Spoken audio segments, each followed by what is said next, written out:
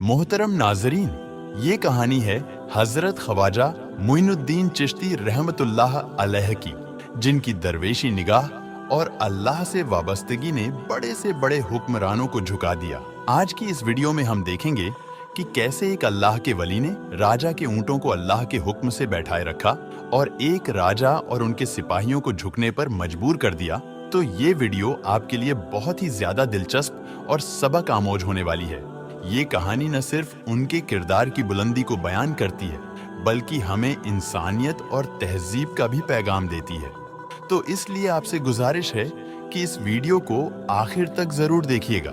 दोस्तों, हजरत ख्वाजा मोइनुद्दीन चिश्ती रहमतुल्लाह अलैह, दाता गंज बख्श रहमतुल्लाह अलैह की मज़ारे अक़दस पर सलाम पढ़कर आप दिल्ली, पानीपत और करनाल से होते हुए अजमेर शरीफ पहुंचे।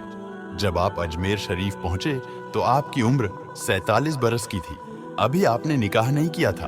आपके साथ चंद मुरीद थे। कोई जमात नहीं थी, कोई लश्कर नहीं था, कोई असलहा यानी हथियार नहीं था। डॉक्टर अल्लामा मोहम्मद इकबाल रहमतुल्लाह अलैह फरमाते हैं कि उन्हें क्या जरूरत है तीरों कमान की, नजर से उड़ाएं जो दिल का निशाना, उनकी निगाह ही तलवार होती है। और जो अल्लाह वाले होते हैं उनके पास दो चीजें होती है, एक दरवेशी निगाह और एक खुशरवी शमशीर। यानी वो शमशीर लोहे की नहीं होती है, बल्कि निगाहों की होती है। जो काम करना होता है वो कर देती है। आपके अजमेर आने के बाद दीने तबलीग का काम शुरू हुआ।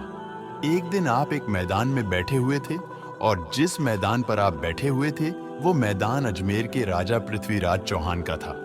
वहां पर राजा के ऊंट बैठा करता था। जब शाम होती तो राजा के ऊंट उसी मैदान में बांधे जाते थे। एक दिन शाम का वक्त था और चरवाहों ने ऊंट को लेकर आए तो उन्होंने क्या देखा कि आप उसी जगह पर आराम फरमा है। चरवाहों ने कहा, फकीर बाबा तुम उठो यहाँ से, यह ऊंटों के बैठने की जगह है।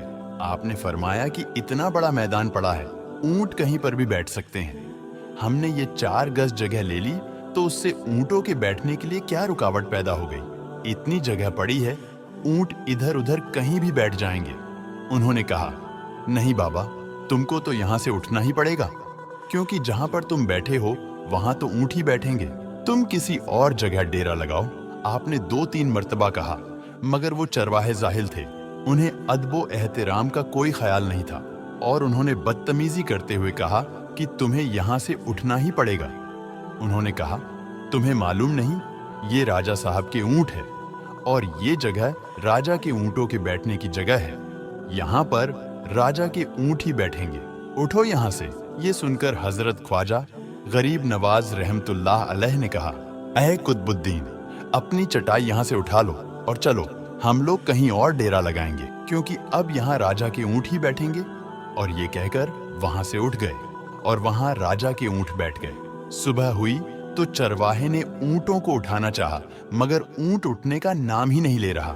उन्होंने खूब डंडे मारे और बड़ी कोशिशें की, मगर वो बैठे ही रहे। एक चरवाहा कहने लगा, इन्हें क्या हो गया है, ये तो हमारे एक इशारे से ही उठ जाते थे।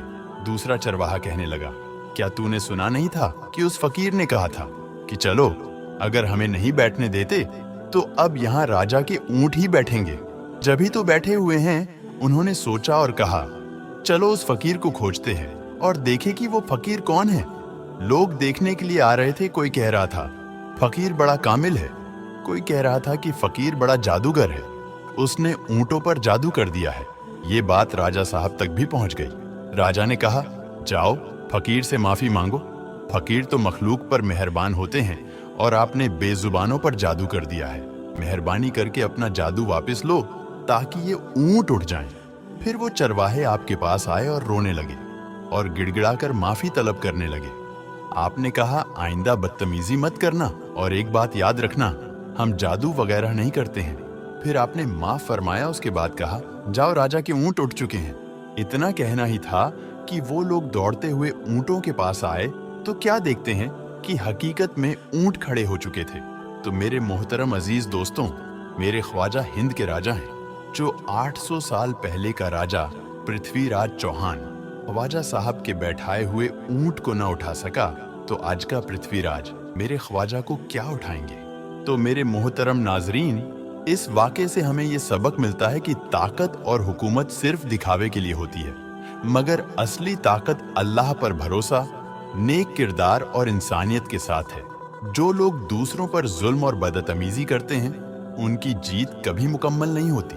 फकीरों की दुआ और उनका किरदार जिंदगी बदल देता है, बशर्ते हम अदब और तहजीब से पेश आएं, हमेशा विनम्र रहें, दूसरों का आदर करें और अल्लाह पर भरोसा रखें।